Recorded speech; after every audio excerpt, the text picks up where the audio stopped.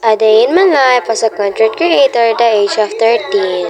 So guys, kakagising ko lang at tinanghali na ako ng gising at agad-agad ko nang pinuyod ang aking buhok. So guys, pagkagising ko at pagtapos ko pinuyod ang aking buhok, naglinis muna ako at nagsugod ako kasi wala nga ako sa mood guys. So, nagligpit muna ako ng pinaghigaan namin. So guys, tara samahan niyo ako at naglilinis pa ako ng bahay. Tara!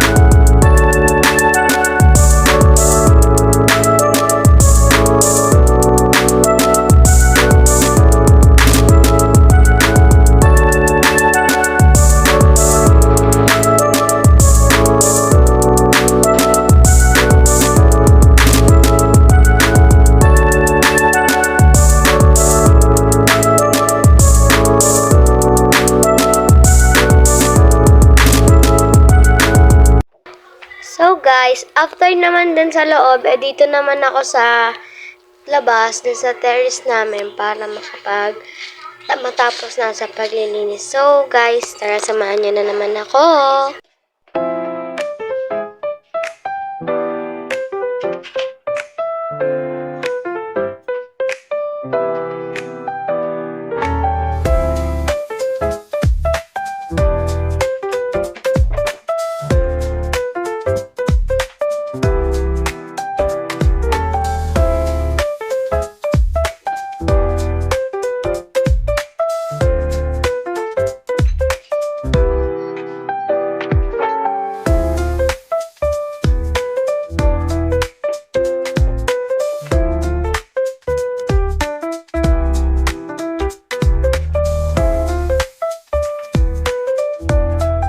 After nun guys, nagilamos naman ako para malinis lang yung mukha ko, face ko.